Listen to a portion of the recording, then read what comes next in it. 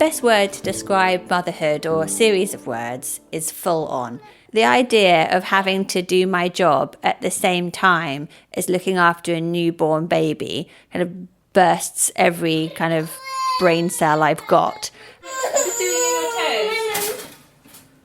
Right. Hi, my name's Claire Newell, and I'm the investigations editor at the Telegraph. This is my first ever podcast. Welcome to the Juggling Act. I've always had a really busy job as an investigative journalist, and I've loved it. But since having a baby, I started to get a bit worried. Could I still be such a good journalist and look after our son? Over the last couple of weeks, I've been interviewing women at the top of their industries to find out how they found returning to work since having a baby. This week, I'm interviewing Andrea Jenkyns MP. Andrea is a really high-profile MP. In 2015, she took Ed Balls' seat from him in Yorkshire, and I remember watching it as she went up onto the stage, and it was a real election shocker. She must have had to campaign really hard to get that pretty safe Labour seat. But in some ways, one of the things I really want to find out from Andrea is how she is managing, not only as an MP and as a mum, but as someone who's married to another Tory MP. Their family setup means having a flat in London and then a further 2 homes, one in her constituency and another in his. And it means they spend half the week apart, which honestly would be hard for any relationship, let alone when you've got a small child.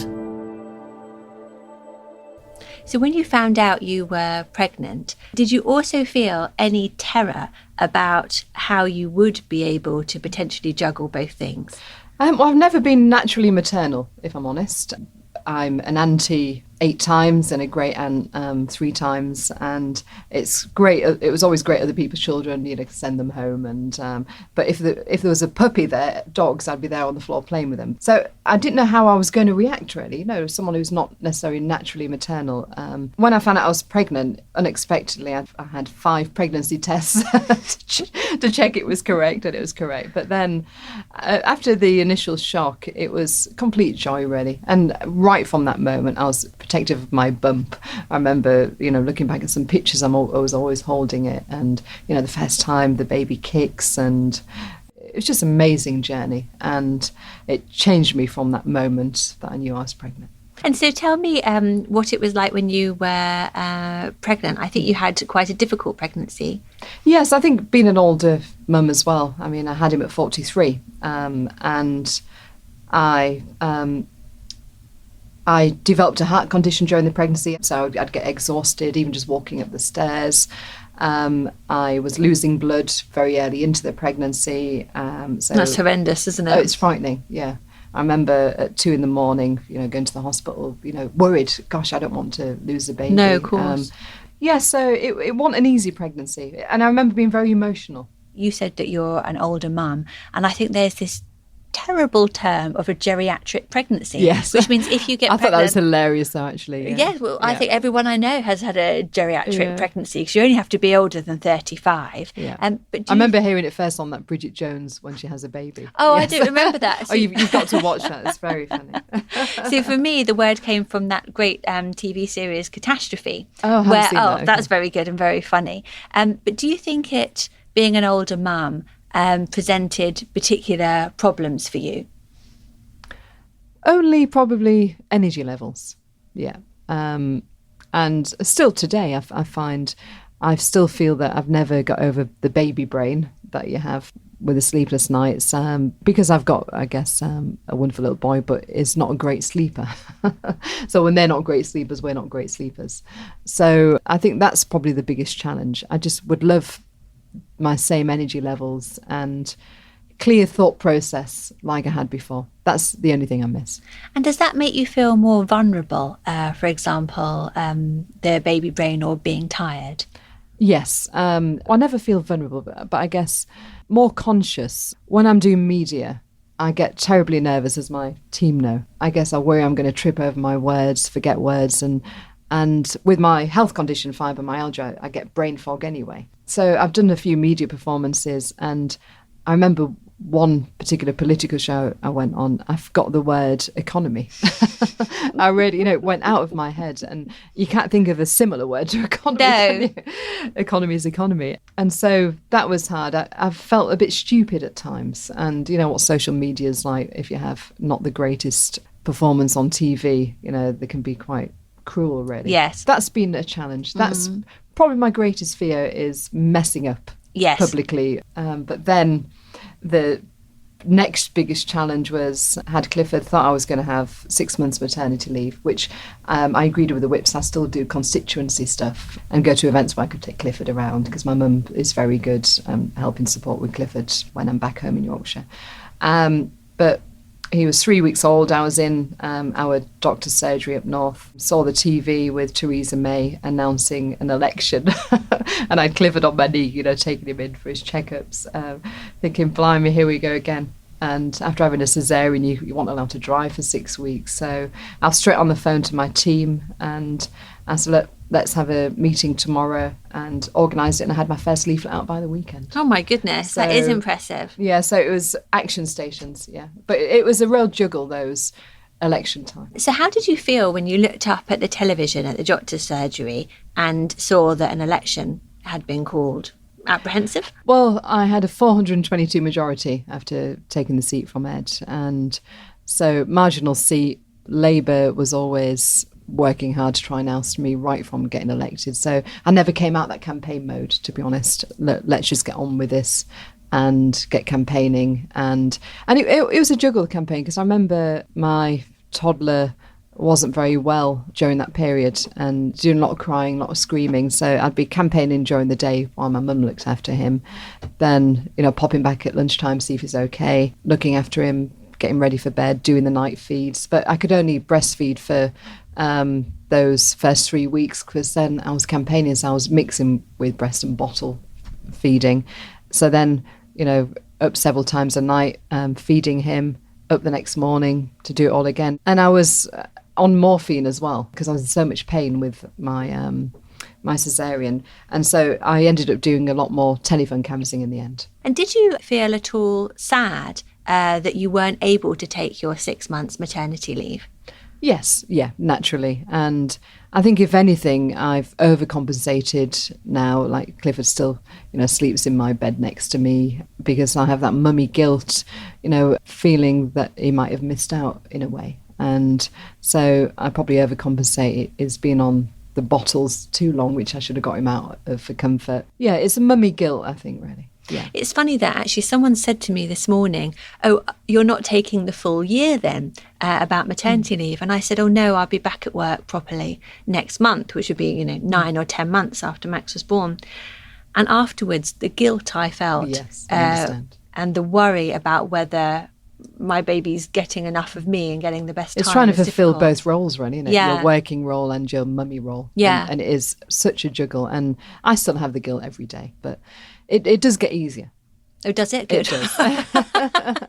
You still have those pangs of guilt, but it does get easier. Definitely. And do you feel guilty the other way? So, for example, if you can't attend a Westminster parliamentary event because of Clifford, or a constituency event because of childcare? Yes, completely. Definitely. But if you look so after the election was called, my maternity leave went out the window. And so I was called virtually every week for votes. And I remember going up on the train actually 11 o'clock that night, just to have a few days with Clifford up north, peace in our home with him.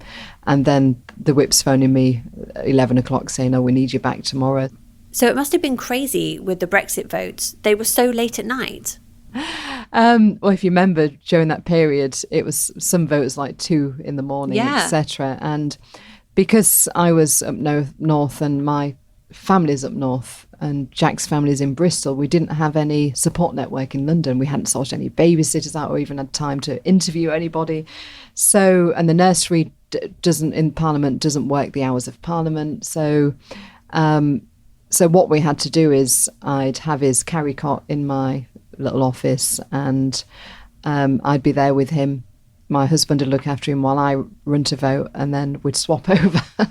So we had to just keep doing that, yeah. And, dropping him off in the morning, and the tears that we get, which really pulls at your heartstrings. Yes, it must. I'm dreading all of that, actually. It must be very hard to leave when they're having a cry and shouting mummy, if that's what happens. Yeah, and I cry myself. I think naturally you want to actually be with your child, at least until they go to school. I think naturally, I think as a mum, our emotions want that. But at the same time, when you're a working mum, you still want to work and provide for your child. And you guys have a particularly complicated setup, don't you, with both you and your husband being MPs? Did you worry about whether you'd be able to make that work? I didn't, but my husband did. Because his constituency is 200 miles from mine. So if you think there's 3 different homes in a way, he's got his constituency home. I've got my home, which is the main home, and we've got the London flat as well. And he was like, it's going to kill the marriage. This is going to be so difficult. I mean, he's got grown-up children in their, mid to late 20s. How are we going to manage this? And I said, there's always a way. That's our family way, really. My parents, we'll always find a way. And we have, really. That must have been very difficult. Yes. And do you think, and it's certainly one of the things that I have worried about, having a young child whilst having a demanding job does put quite a lot of pressure on your relationship? Yes, without a doubt it does. Because I think you're both tired, you're both grumpy. And as I said, with us living 200 miles apart, that's an additional pressure. But how we've tried to compensate for this, I suppose we're lucky in a way because we'll work at the same place. Yes. And so we try and grab lunch together, or if it's late night voting, dinner that night together, and support each other in that way. So that sort of got us through where we are today. One thing before we met that struck me is with your job, with all the travelling around, because you have to come down to London on a Sunday or a Monday and then up to your constituency later in the week for several days. Does that present particular problems with a young child or baby? Yes. I mean, when he got to between age 2 and 3, he'd get very bored on trains. It was easier as a baby. He'd probably fall asleep in his pram. But then he'd be bored and he'd be wanting to run up and down the carriages. I remember sending my team the video clips where he was just literally running up and down because he was, just learnt to walk, and he had all this energy. So that was literally chasing after him for 2 hours. And then during COVID, I didn't want to bring him down on the train because of, social distancing. People might find it a bit difficult, with a toddler who's very lively and active. So the first few weeks I've driven down. My mum very kindly came to stay with us in London for a couple of weeks to settle Clifford in. Gosh, that sounds, trying to remember, pre my Clifford. I guess I had more energy. I wasn't as tired. Am I allowed to say knackered? Yes, you are, definitely. I wasn't as knackered as I am now, which is permanently.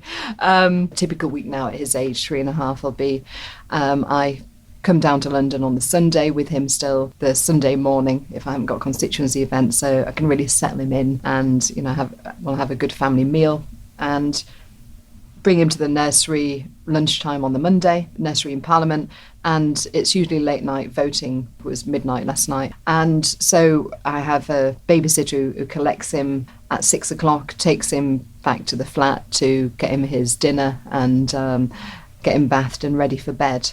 But I still, worry about him during the day. I'll email the nursery, give them a call just to see how he is, because I think that's natural as a mum.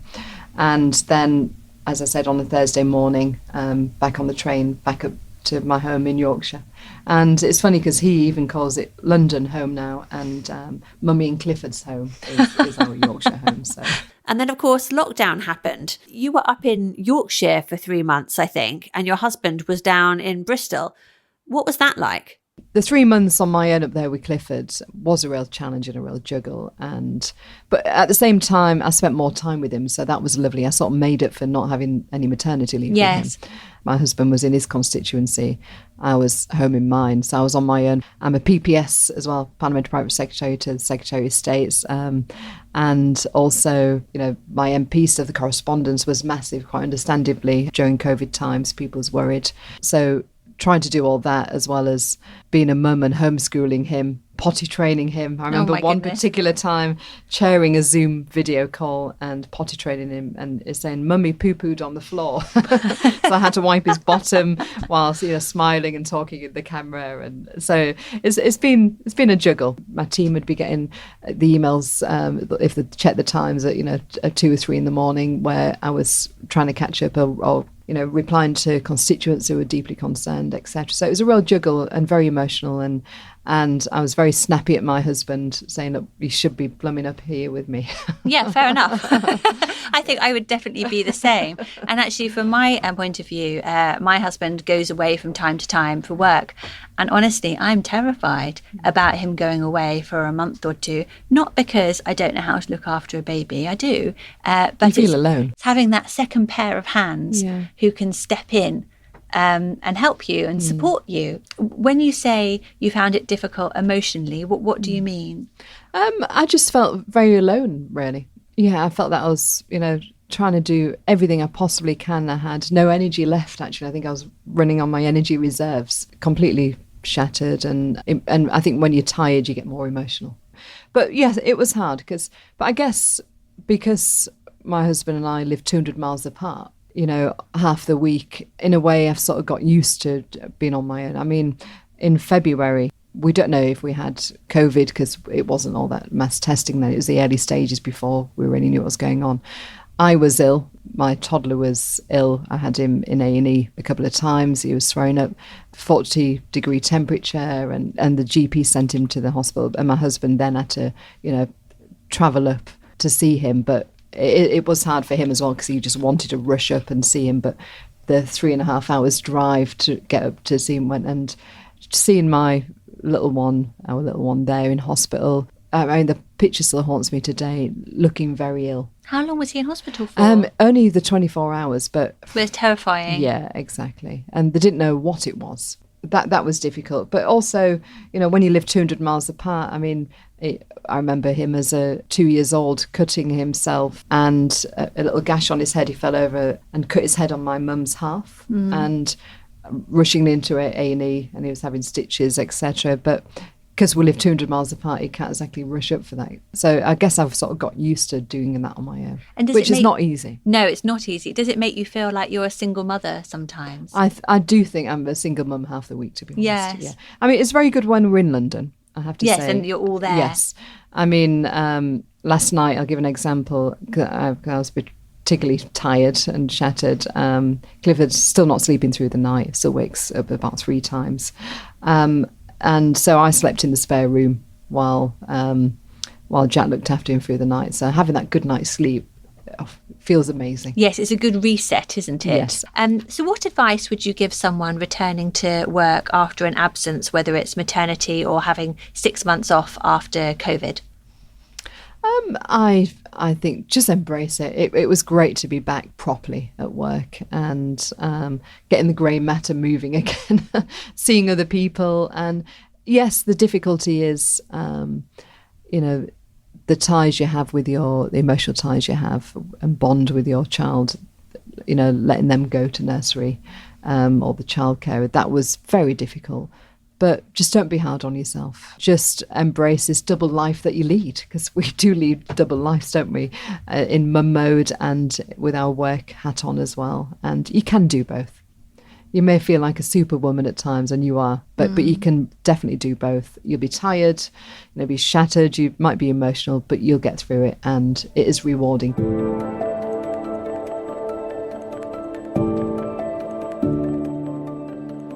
I really enjoyed talking to Andrea.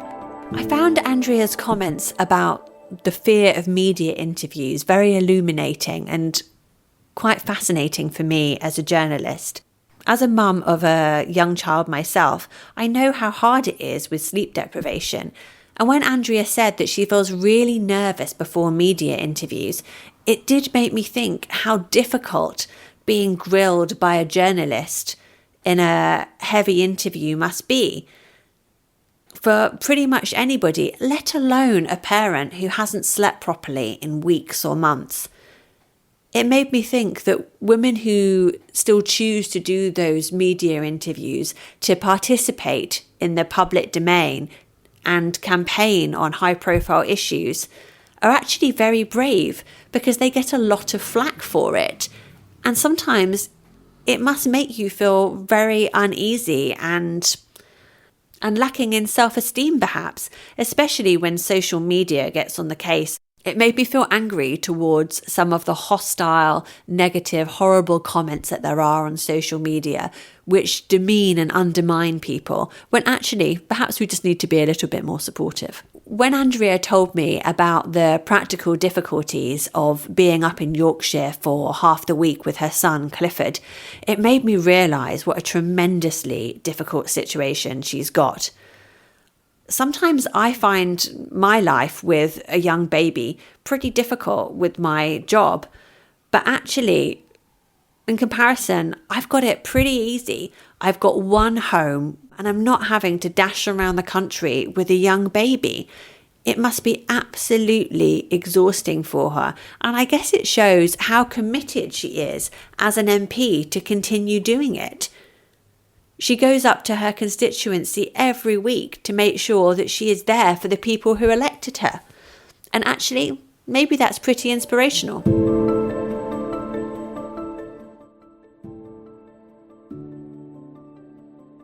Next week, I'm interviewing Sam Smethers, the Chief Executive of the Fawcett Society. The Fawcett Society is a charity that's been campaigning for women's equality for more than 150 years. It started with Millicent Fawcett collecting signatures to petition for women's votes. Sam's a really incredible woman and is very, very vocal on leading the charge for women's rights and also equality for everybody. I'm really excited to meet her, not least because her family situation is also pretty hectic. She's got 2 children in their 20s and 2 younger ones who are approaching teenagehood. She's been through it twice. The only thing is, she's about to give up her job, and I'm hoping that doesn't mean she's going to tell me it's actually too hard to do both. Subscribe to this feed to make sure you don't miss it. I'd love to hear your stories, so if you'd like to share them, click on the link in the episode description. And if you've enjoyed this podcast, please do consider supporting our journalism by taking out a Telegraph subscription. You can get your first 30 days for free at telegraph.co.uk/audio.